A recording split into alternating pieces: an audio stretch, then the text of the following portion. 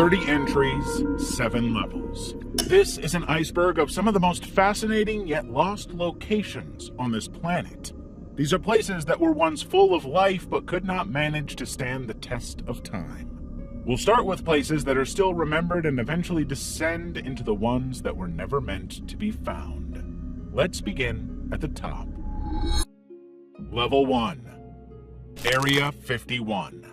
Area 51 has been the subject of public ire for longer than anyone remembers. Pop culture has elevated the location's significance to such an extent that it even prompted a global meme movement encouraging civilians to raid the highly protected area. The raid was known as Storm Area 51, and it occurred in September of 2019. As far as meme culture and trash posting is concerned, the Storm Area 51 event wasn't exactly too detrimental or serious. It's the extreme secrecy surrounding Area 51 that triggered such a public response in the first place. For decades, the place has been under close scrutiny by the public. What, on the outside, looks like a highly secure military facility for weapon and aircraft testing site has some pretty shady origins and past that are not made to the public by its officials. Area 51 is located in the southern point of Nevada, around 120 kilometers from Los Angeles. According to officials, the site itself is pretty small, but has a massive square area because of the type of testing performed there, those being highly classified weapons and aircrafts. The term Area 51 has no set origins, but it's believed that the location is only known by that name in civilian and conspiracy theory circles. It's officially called the Nevada Test and Training Range by the USAF. However, despite the consistent efforts to mitigate all sorts of rumors and conspiracy theories surrounding the location, Area 51 is allegedly known for some pretty suspicious activities. The extremely tight security surrounding the area naturally just doubles down on its questionable status. The intense form of surveillance surrounding it ranges from guards patrolling the area to various explicit signs that state there will be use of deadly force in case of trespassing. The site has been a hotspot for various non-human activity, including multiple UFO sightings. Now, some people argue that these UFOs are not necessarily alien activity and can simply be considered, well, unidentified flying objects. But there have been multiple ex-workers at the facility who have come out and claimed they've worked on extraterrestrial technology, including studying real alien bodies. This rumor got the ball rolling, and Area 51 ended up becoming one of the most covered mythological phenomena in pop culture. Movies and shows like Independence Day, Doctor Who, and Agents of S.H.I.E.L.D.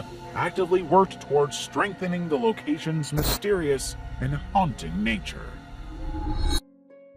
Oil rigs in Los Angeles.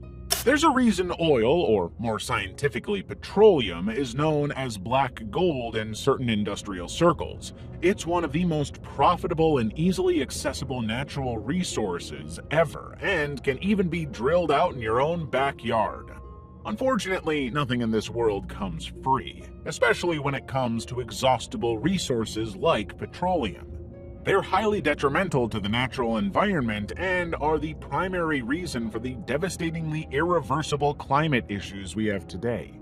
When Los Angeles saw its first spark of industrial development in the form of oil discovered by Edward Doney, it had no idea what was coming. From the 1890s to the early 1900s, LA experienced immense economic growth as massive reserves of black gold were uncovered, hidden in plain sight. There was a time in LA's history when oil drilling was so pervasive that people claimed the derricks looked like trees in a forest. That's how densely packed they were. Fortunately, after a few decades of highly profitable yet disastrous environmental impact, government laws and industry regulations were put in place to limit oil drilling as much as economically possible. But oil tycoons weren't about to let that stop them. Instead, they found loopholes in these regulations. They began camouflaging their drilling operations, hiding derricks inside massive, unassuming buildings, offices, malls, religious towers, your neighbors, and even outwardly noble institutions like schools tied to hospitals and charities. One of the prime examples was the Beverly Hills High oil well, also known as the Tower of Hope, an oil rig disguised as a school with flowers painted on it by hospitalized children. It stood right in the middle of LA and was a pretty sight, until you realized what it really was. Eventually, more of these started popping up, and oil tycoons went as far as creating artificial islands off the coast of Long Beach. They looked aesthetically pleasing enough, but make no mistake, these were full-fledged drilling sites. Even now, LA still has plenty of these hidden oil wells in operation, and despite the absolute risk they pose to their surroundings, they show no signs of stopping. Wonderland Amusement Park. China's attempt at its own version of Disneyland failed when construction issues and financial inconsistencies arose during development. Unfortunately, these problems surfaced way too late in the process. The amusement park, known as Wonderland, was already more than halfway built when it was abandoned, leaving behind a cluster of gorgeous medieval-looking structures with a rich history, but no one to appreciate them. The project began in the late 90s and remained abandoned for years. Located in China's Changzhuang village in the Chongping district, it was eventually reclaimed by local farmers. They grew crops and raised livestock around the unfinished buildings, structures that stood as nothing more than the remnants of an idea that never reached completion. Over time, the abandoned park became the center of countless paranormal rumors. Some claimed it was built on an old graveyard. Others believed the site was haunted by ghosts who refused to let their resting places be disturbed. Of course, none of these rumors were true. The real reason for the park's downfall was simply a lack of resources from the company that had taken on such a massive project. The contrast between Wonderland's grand abandoned structures and the farmlands surrounding them evoked a strange sense of nostalgia for anyone who saw it. But ultimately, in 2013, what remained of the park was demolished, replaced by a shopping mall. A sad end to an equally sad beginning. Oak Ridge. Area 51 is a blatantly secret location that almost everyone in the world knows about. But some military-inclined locations, for obvious reasons, have been built under even stricter secrecy. And for everyone now very familiar with Oppenheimer and his contributions to the Manhattan Project, there's one little detail that makes the gravity of said project even greater. The Manhattan Project was a multi-location operation spanning different areas. However, most of its material development was carried out in a place known as Oak Ridge, or as it was more ominously called, the Secret City. In 1942, the U.S. military and government forcibly took over 60,000 acres of land in eastern Tennessee to build this hidden facility. They needed a secure location for uranium enrichment for the atomic bomb and settled on Oak Ridge. Thousands of scientists, engineers, and workers were relocated there, sworn to secrecy and placed under strict surveillance. Guard towers, barbed wire, and military enforcement ensured that the project remained completely hidden from the outside world. Even locals had no idea that their work would eventually lead to the bombs dropped on Hiroshima and Nagasaki in 1945. After the war, Oak Ridge's existence and purpose were finally revealed to the public.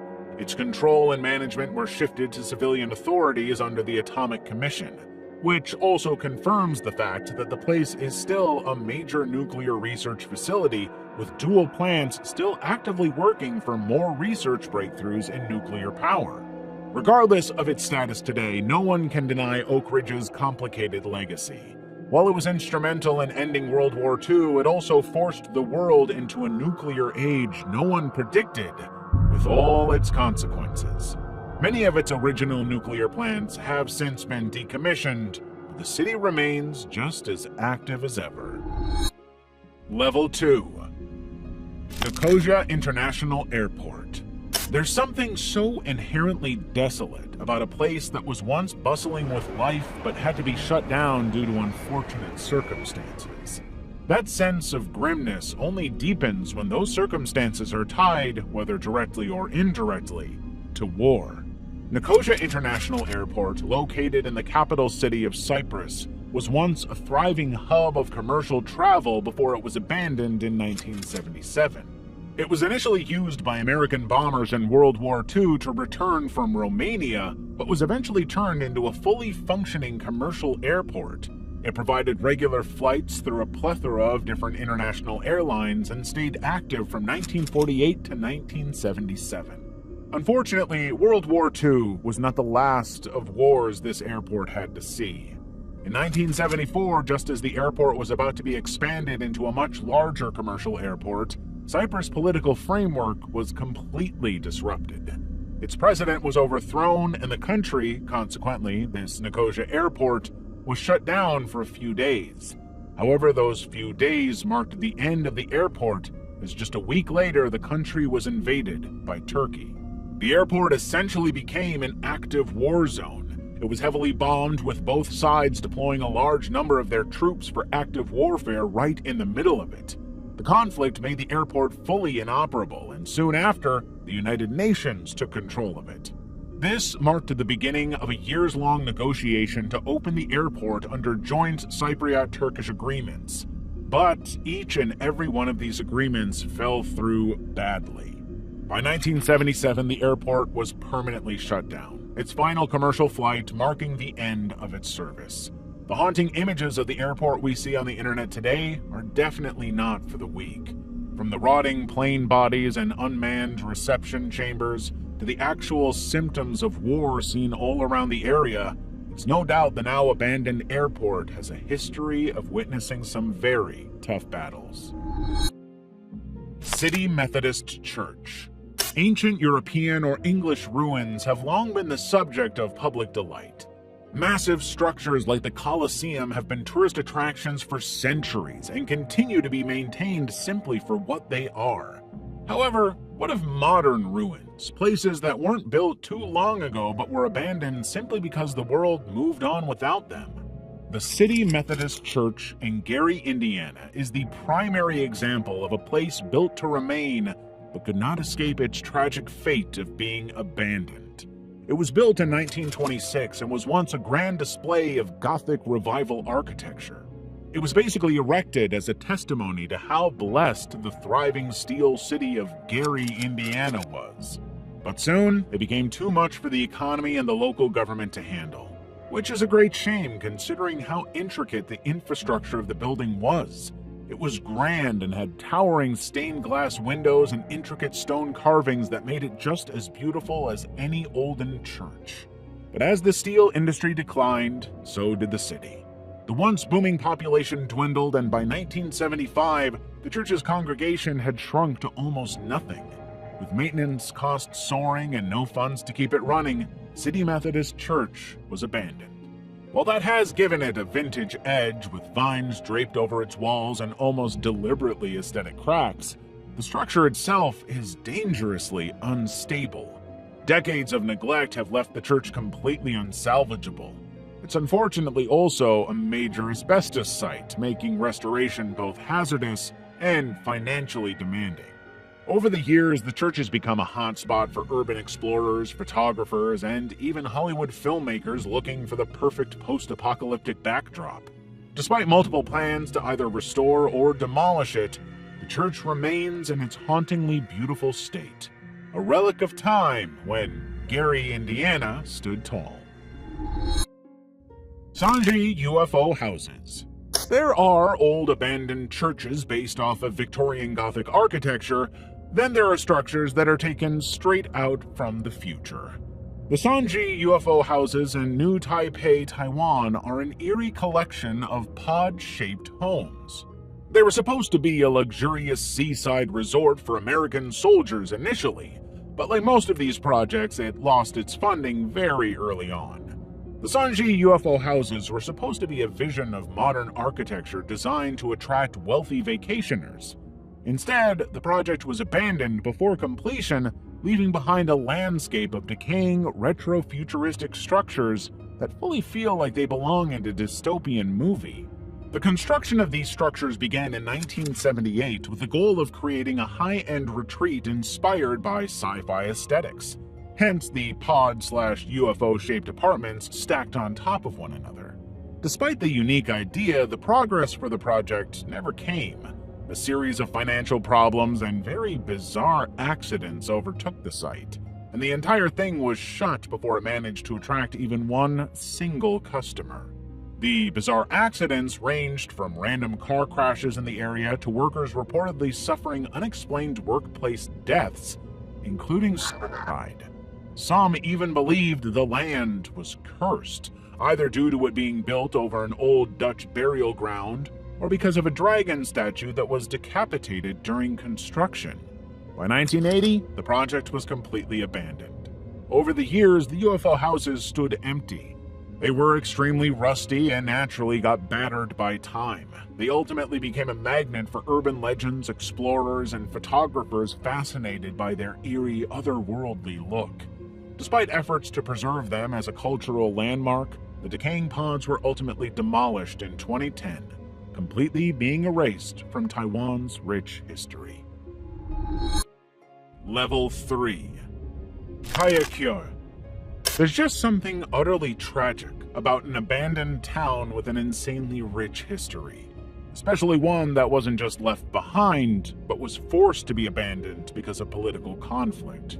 We've already seen a number of ruins that have deteriorated simply because of natural disasters and war, but Kayakyo is a ghost town with an exceptionally sad history.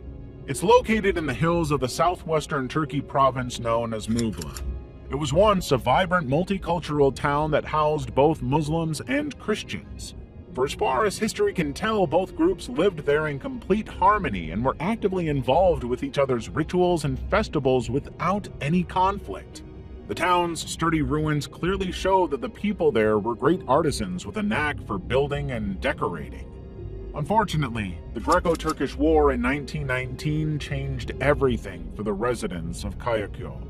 After Turkey had won the war and the agreement of population exchange was confirmed, there were mass deportations taking place in both countries.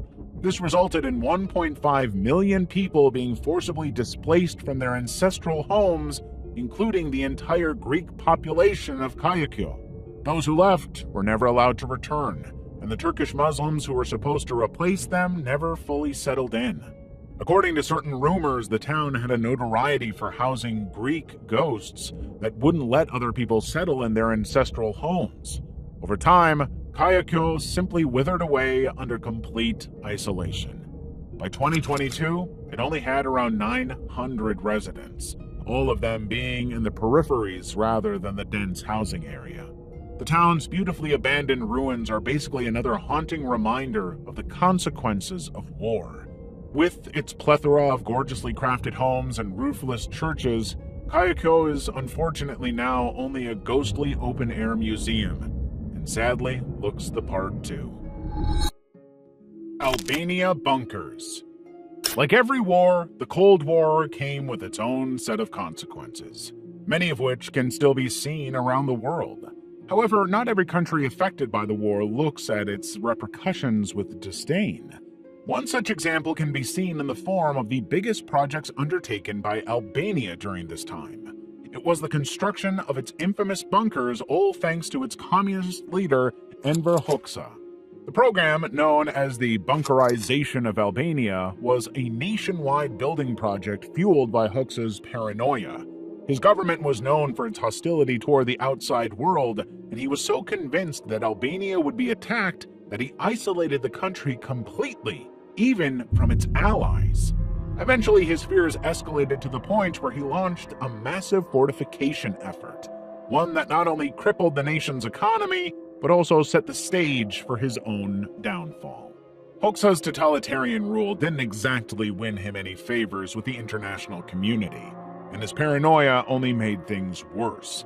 He was determined to defend Albania from a threat that never came, which is why he ordered the construction of hundreds of thousands of bunkers across the country. Estimates suggest there are anywhere between 170,000 to 750,000 of them. Unsurprisingly, this over-the-top project only made things worse for Albania. The economy of the country that was already struggling took a severe hit. The cost of these bunkers drained 80% of the country's military resources. To put that into perspective, just one bunker could have funded a 2-bedroom apartment easily. On top of that, the construction process was grueling, with harsh working conditions that even led to worker deaths.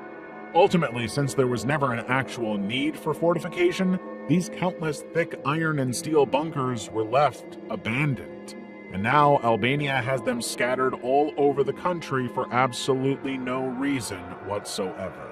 The upside is, they're now a part of Albania's history, and the people have embraced that. Some of these bunkers have been repurposed as houses, tourist attractions, restaurants, and even museums. They've become national symbols, and you can even find bunker-themed souvenirs for tourists. The door to hell. There are a lot of naturally occurring phenomena that completely baffle the likes of scientists. Aurora borealis, bioluminescence, fire rainbows, and bloodfall are some that can be named. However, this man-made/natural phenomenon in Turkmenistan is one of the most bizarre things that, to this day, have no confirmed origins. The door to hell is a repeatedly burning crater located in Karakum Desert, Turkmenistan, and it's exactly how you'd imagine it to be. This monstrosity of a site consists of a massive hole in the ground surrounded by walls on fire. While this does sound like something straight out of a sci-fi horror movie, the door to hell, also known as Darvaza gas crater, is as real and as creepy as it can get. There is no sure way to know how the crater was created. There are multiple theories revolving around it. One of the most popular ones suggests that it was the result of a Soviet experiment gone wrong.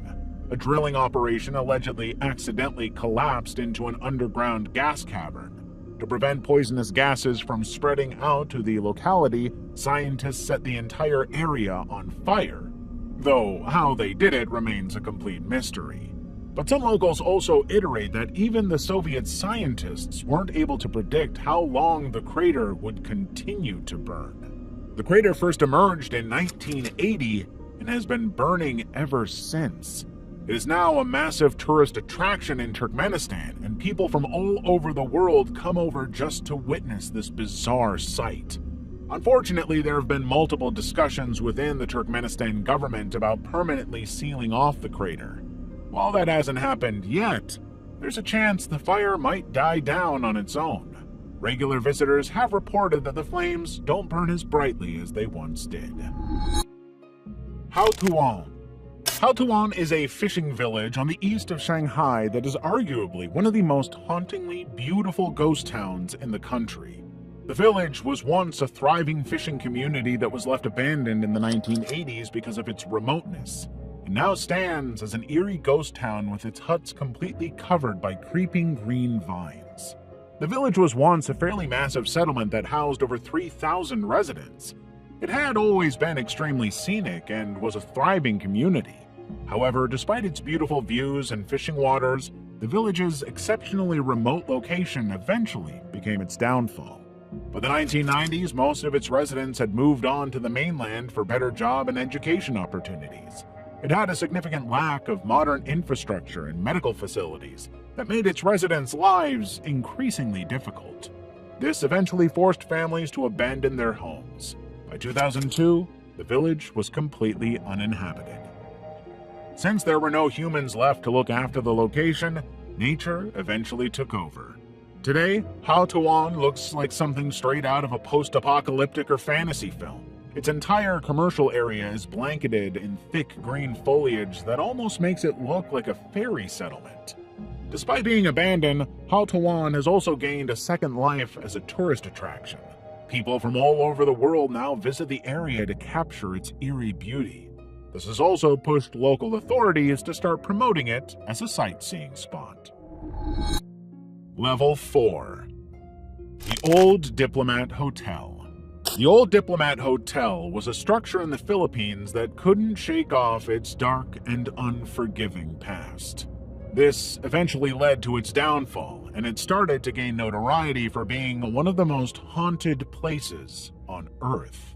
The Old Diplomat Hotel on top of the Dominican Hill in Baguio City was once a vacation spot for American friars.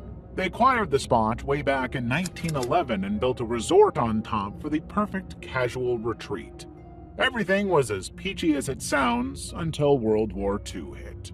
During that time, the hotel was used as a sanctuary to provide protection from people fleeing from Japanese forces. Ultimately, once the Japanese got a whiff of the location, they took over. They turned it into one of their own outposts and exercised complete control over the area. What followed was a period of and mass executions, with many priests, nuns, and civilians reportedly meeting horrible fates in the property. The world now believes that these very spirits haunt the vicinity and are forever trapped in the place where they were mercilessly killed.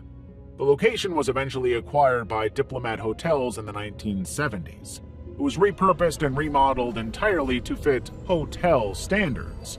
While it remained operational for years after the renovation, its past never seemed to fade. Staff and guests reported multiple encounters with the paranormal, claiming they witnessed whispering, crying, screaming, and headless bodies moving around the hallways. After the then-owner's death in 1986, the Diplomat Hotel finally became defunct. Despite the government's multiple attempts at restoring it, the hotel remains abandoned to this day. It is, however, a very popular spot for ghost hunters and urban explorers. Bangar Fort. If a locality's government is asking people to stay away from that area, you best believe there's something wrong with it. The Bangar Fort, located in the Rajasthan state of India, is one such location. It was built by the 23rd Raja of Amber, Bhangwat Das, for his son Madho Singh, and is known for its stunning architecture despite being a product of the 16th century. Bangar Fort, however, is not known for its royal history as much as it's known for its infamous curse. According to legends, anyone who stays in the area after sundown is bound to face ill fate. There are different origins of the curse, but the main story behind it can be attributed to a Hindu ascetic who warned the makers of the fort to cease their construction. He claimed that if any of the fort structure ended up being larger than his own house, the entire village would face nature's wrath, which is precisely what happened when the fort columns were erected. The entire area was devastated by some sort of natural disaster. In other accounts, the story goes something like, a sorcerer fell in love with one of the fort's princesses and tried to bewitch her with black magic. Unfortunately, the plan backfired and the sorcerer ended up cursing Bangar before his death. He doomed it to eternal desolation. Soon after, the fort was destroyed in an invasion, and no one was left to lift the curse. Regardless of what the story behind the curse was, locals definitely do not take Bangar Fort easily. There's been multiple reports of not only strange occurrences and encounters in the area, but also of very coincidental accidents. Most of these accidents have ended up with deaths of at least one party involved. Locals refuse to stay after sunset, claiming that anyone who does never returns. The Archaeological Survey of India has even put up signs strictly prohibiting entry after sundown. Murni Mine.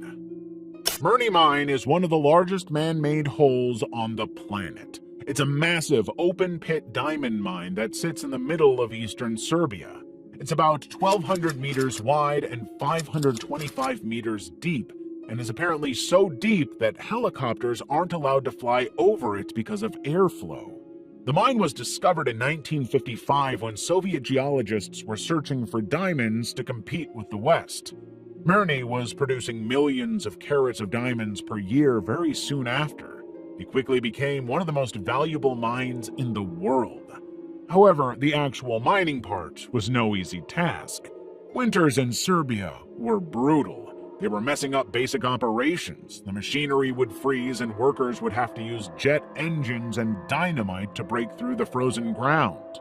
The open pit mine shut down in 2001 after being nearly exhausted of its diamonds. Its underground operations continued until 2017, though, until a devastating flood forced it to close completely. Today, Murni Mine is nothing more than a massive abandoned crater in the middle of nowhere.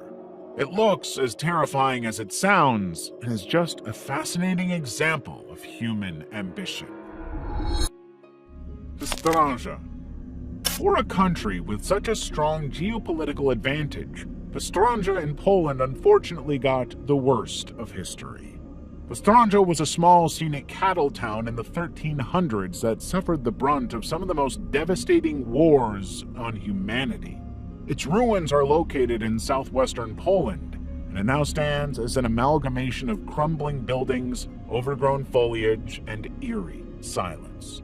The town's warring history started when it was taken over by German forces in 1939 during World War II.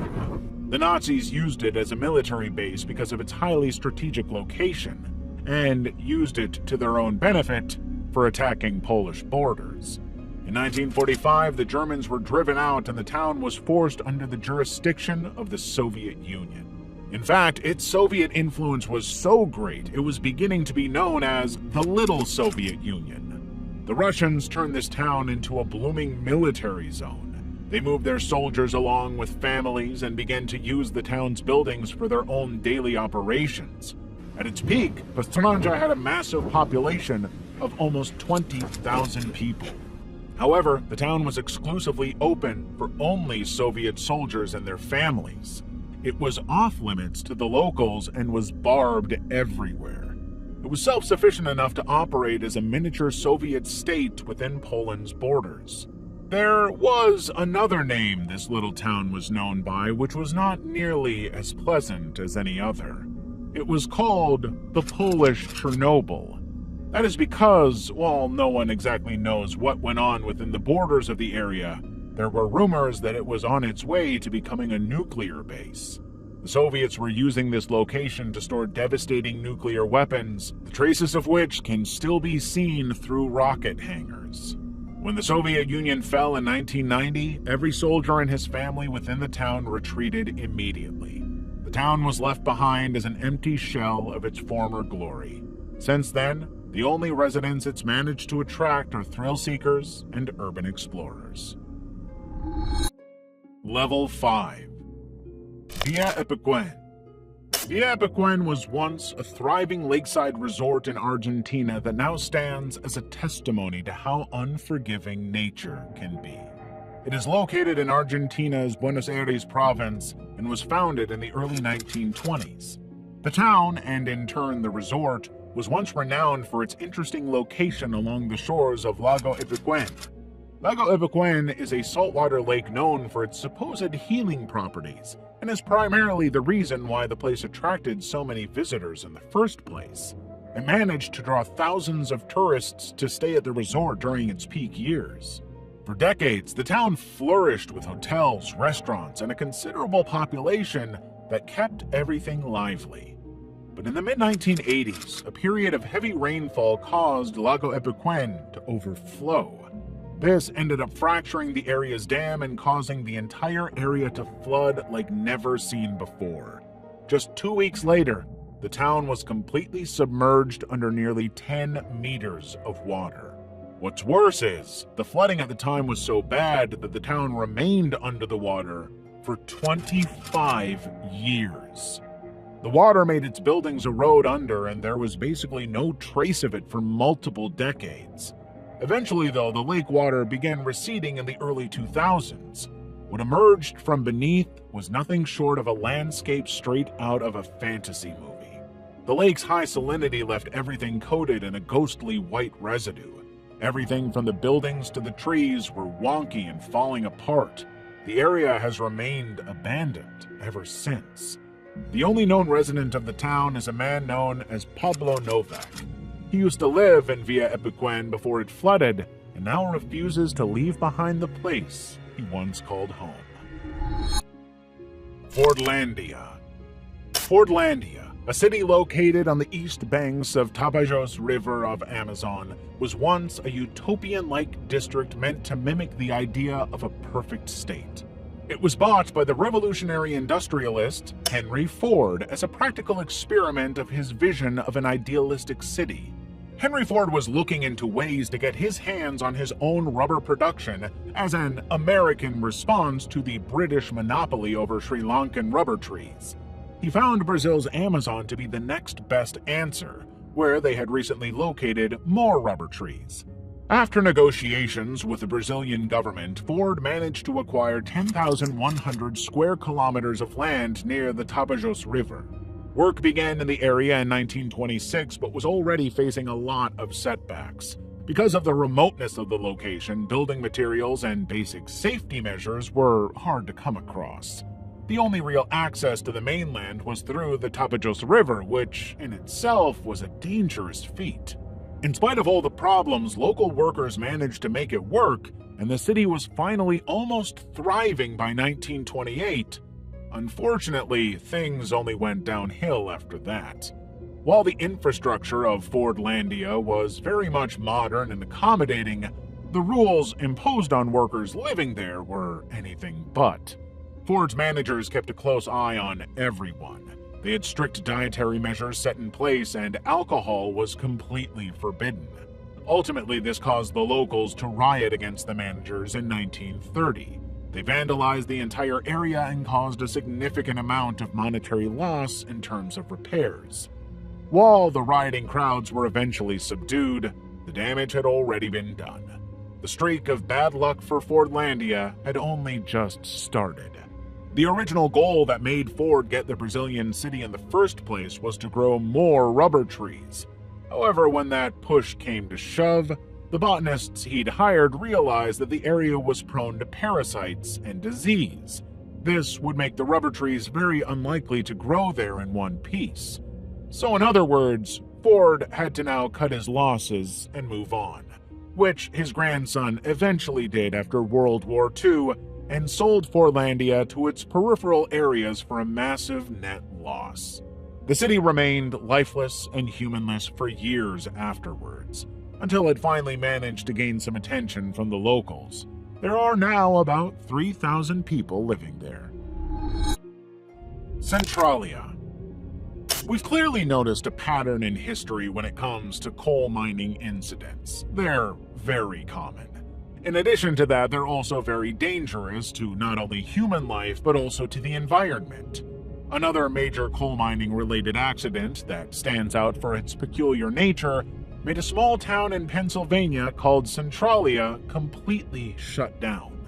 Centralia was a small, quiet coal mining town in Pennsylvania that was hit by one of the oddest coal-related incidents ever.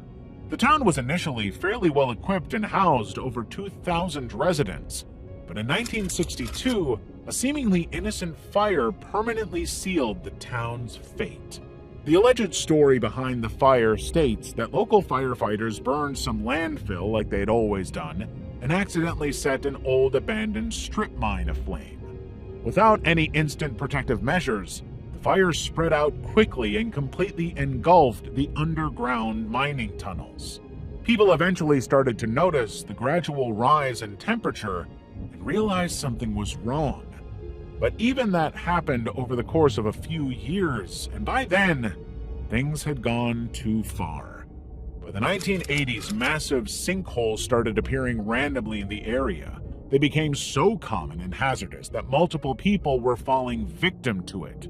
The final straw for authorities and residents was when a 12-year-old fell into a 150-foot sinkhole, and while the child would go on to survive, the town was marked unsalvageable with all its residents slowly evacuating. In 1992, the state of Pennsylvania used eminent domain to claim what remained of Centralia, officially condemning the town. Most of its buildings were demolished, and today only a few homes and structures remain. The town's zip code was even revoked in 2002, making it, in many ways, a ghost town in every sense. Level 6. Garcia Moreno Prison. Garcia Moreno Prison, built by the twice president of Ecuador in 1869, was one of the most brutal places on this planet. The 300-capacity prison at one time held more than 2,600 people in the facility. This in itself shows you how vicious the place was when it was functional. The 140-year-old prison was deserted when all of its inmates in 2014 were shifted to other facilities around the country. Subsequently, the prison was turned into a museum which became a hotspot for tourists that were familiar with its dark history. One of the most famous cases was the imprisonment of an ex-president and revolutionary leader of Ecuador, General Eloy Alfaro. After a coup d'etat, Alfaro and his supporters were detained. The prison happened to be Garcia Moreno Prison. Later on, he was assassinated in this very prison along with his supporters. His body was removed from his cell and burned. The prison has a history of hostility. The dangers lurking in every corner could be proved by the fact that there were multiple globally popular criminals incarcerated there. The 15-year-old serial killer famous for killing 22 men, Juan Fernando Hermosa, was a prisoner there. Mob leaders, murderers, and even famous politicians had all witnessed the brutality that was the Garcia Moreno prison. With how many powerful people it held within itself, the prison basically had no rule of law. Most of the prisoners were there for a lifetime and had nothing to lose. Assassinations, drug trafficking, and illegal arms dealings were everyday occurrences. Law and order were practically non-existent. Today, Garcia Moreno Prison stands as a chilling reminder of Ecuador's most violent history. Although it doesn't house the world's most dangerous people in its walls anymore, its existence is a testimony to the idea that humans are way more dangerous than some meager ghosts. UTA Flight 772 Memorial. On September 19, 1989, UTA Flight 772 was en route from Brazzaville, Republic of Congo to Paris, France, when tragedy struck. For all the passengers, the flight was a routine one with nothing seeming odd or out of the ordinary. However, in one of the most tragic terrorist attacks in recorded history, Flight 772 never made it to its destination. A bomb planted in the cargo hold by Libyan terrorists exploded 45 minutes into the flight. This caused the aircraft to break apart and crash into the remote Teneri Desert in Niger. All 156 passengers and 14 crew members on board lost their lives. The debris from the crash fell in the middle of nowhere. The harsh conditions of the desert, in addition to dangerous political instability, made it impossible for officials to investigate the site. It wasn't until 2007 when a memorial was finally built. The families of the victims came together to create a memorial in the very place the plane had crashed. But it wasn't easy. They had to travel miles with a massive security team to reach the area just to get a glimpse of their loved ones' last moments. They used debris from the wreckage along with black volcanic stones to build a massive 200-foot diameter circle surrounding the aircraft's semi-visible wing. The wing was placed at the center of the circle in a way that it points towards France, a testimony to what could have been. Broken mirrors were arranged along the perimeter of the circle to represent the number of lives lost in the explosion. The memorial is big enough to be visible even from satellite images. It serves as a haunting tribute to those who perished. Unfortunately, while memorials are meant to be commemorative, the UTA Flight 772 site remains in complete isolation. The Manila Film Center. The Manila Film Center was a film theater built in 1981 in the Philippines. It was meant to act as Asia's very own Cannes Palais, but only managed to make its mark on history for the wrong reasons.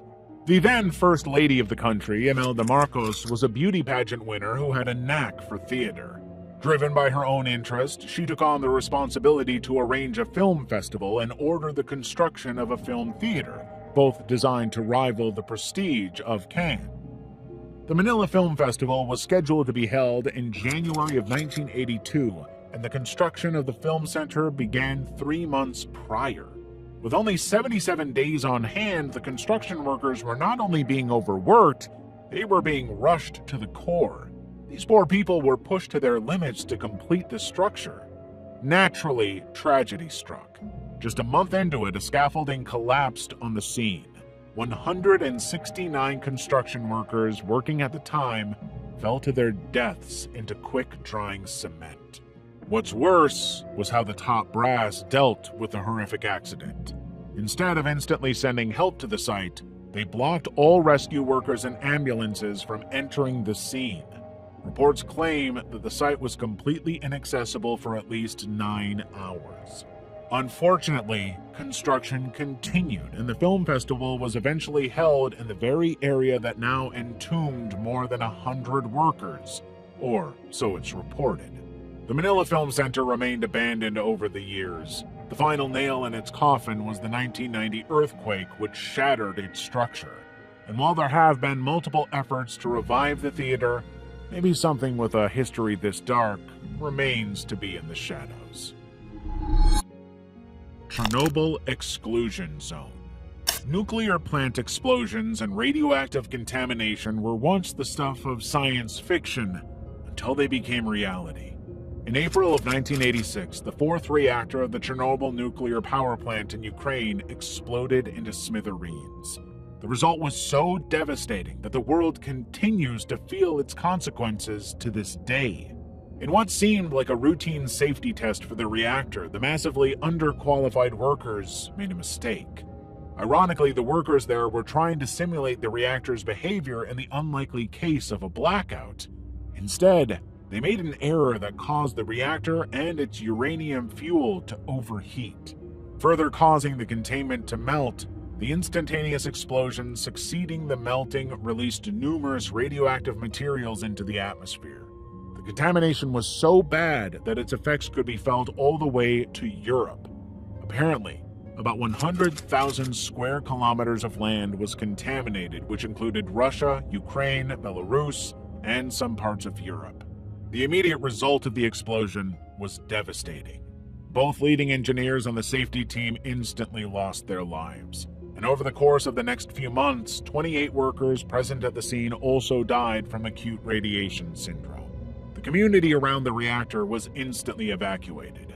A 30-kilometer exclusion zone was created around the affected site, and the evacuated were assured they would come back after 36 hours.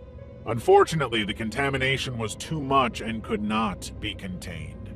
The radiation levels made the area uninhabitable and turned not only the affected site, but the entire city of Pripyat into a frozen time capsule of Soviet life. The area looks as eerie and ghost-like now as it did years ago. You can see abandoned schools with dusty textbooks randomly sitting. You can also see the post-apocalyptic horror of the empty Ferris wheel in Pripyat amusement park. The entire city impresses this sense of overwhelming stillness and doom. While some areas have been opened for guided tours, radiation hotspots still exist. The previously decaying sarcophagus of the affected reactor has now been fortified with a new safe confinement that does a great job of keeping the area safe. Level 7. Hashima Island. Japan's rapid industrialization in the 1940s has been immortalized in a lot of examples. One of the biggest ones is Hashima Island, also known as Gunkanjima or Battleship Island, existing off the coast of Nagasaki. It's called Battleship Island because of its very mechanical fortress-like appearance and lack of surrounding flora. Unfortunately, the history behind Hashima doesn't only hint at the rapid development phase, it also stands as a relic to Japan's very dark wartime history. The island was originally discovered in the late 1800s and was quickly recognized for its huge coal deposits. It was the multinational automobile corporation Mitsubishi that developed it into a major coal mining site. The corporation eventually managed to turn it into a fully functional community with a considerable population. At its peak in the 1950s, Hashima was home to over 5,000 people. It was considered one of the most densely populated places on Earth. However, this is where things start to take a slightly darker turn. The coal miners and laborers living on the island were war prisoners that lived under harrowing conditions. They were forced to work and live in cramped concrete buildings and had to endure life-threatening conditions. Naturally, there were a lot of lives lost on the island due to said circumstances. Eventually, though, as Japan shifted from coal to petroleum in the 1970s, the island's mines became obsolete. In 1974, Mitsubishi shut down operations and Hashima was abandoned almost overnight. And that basically marked the end of a very dark beginning. Now, after decades of remaining abandoned, the island and its building have taken a dystopian, post-apocalyptic appearance. It's also managed to draw a lot of global attention. The Japanese government opened it up for limited tourism in 2009, and in 2015 it was marked as a UNESCO World Heritage Site, though not without controversy. The war crimes committed on the island continue to haunt it despite its significance in Japanese history. Poveglia Island. To fully get the idea of how dangerous a particular location is, getting information about the area from locals is probably your best bet. If the locals avoid that place like the plague, know that it's not something one should be messing with. Poveglia is a small island located between Venice and Lido, known for being one of the most haunted places on this earth. Its history isn't the most decorated. In fact, the tragedies it has seen in its existence somehow consolidate its reputation as a haunted place. It was used as a quarantine site when Italy was hit by the Great Plague of Milan in the early 1600s. Most of the infected and dead from Venice were transported to the island, and were subsequently locked there until their inevitable death. When enough plague victims would lose their lives, the plague doctors would dig large pits on the island. All the dead bodies would be thrown in those massive pits and would eventually be burnt or closed off. The number of deaths on the island was estimated to have reached around 100,000. Locals claim that the island is 50% dirt and 50% human ashes. Unfortunately, the island's dark fate didn't end there. In 1922, Poveglia was re-inhabited by a large number of psychiatric patients. The doctor in charge of these patients was known for being a brutal and violent person who used all sorts of immoral and downright disturbing procedures on his patients. In fact, the hospital was more of a treatment chamber than a rehab center. There's a lot more unconfirmed history surrounding the utterly horrible and spine-chilling practices done on the island in that era. It's believed that the cruel head doctor had eventually thrown himself off the hospital clock tower because he was haunted by his victims. Today, the island is completely off-limits to everyone. It has its own government that keeps a very close watch on it and has closed it off to the general public. If there's anyone who wants to go explore, they have to apply for a permit years before to even have a remote chance. The fishermen and locals in the area also avoid it as much as they can. They claim to see vengeful spirits roaming the island, waiting for the day to pass on. Paris Catacombs. One of the most macabre instances of Gothic architecture in history are the Paris Catacombs. They're an eerie underground ossuary that holds the remains of over 6 million Parisians. For those wondering why something so harrowing would even exist in the world, it's actually for a surprisingly practical but disgusting reason. The Paris Catacombs were basically the answer to two of the biggest problems Paris was facing in the 18th century. One, the extremely hazardous sinkholes that were randomly appearing within the city, and two, the increasingly disgusting fumes and toxins from the city's open mass grave. Paris was continually expanding in the 18th century, but with all that expansion came a few unforeseen problems that were becoming increasingly dangerous. The entire city was, and still is, built over massive old mines. These mines were, well, old, which makes them highly dangerous and prone to collapsing. When they finally did, in the form of sinkholes, people would be taken off guard. Without any current-day modern technology, these collapses weren't only ruining the city's framework, but were also taking multiple lives. On the other hand, Paris also had horrendous sanitation conditions that were becoming more fatal to the general public by the hour. The trend for burial in that area was extremely odd. Everyone who died in the city would be buried in mass open graves that would only be closed once they were filled to the brim. To make things worse, these cemeteries were overcrowded and the bodies in them were constantly decomposing. It wasn't long before the fumes from these decomposing bodies began to make residents extremely unwell. People reported to be suffering from not only nausea and vomiting, but also delirium.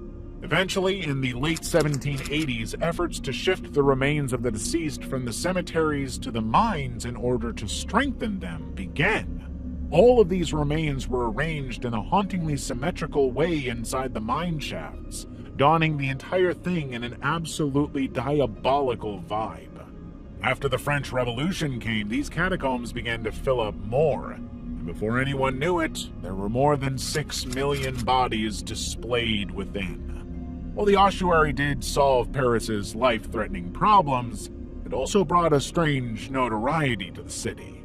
Now that these catacombs are open to the public, one can see how truly dark and haunting they are.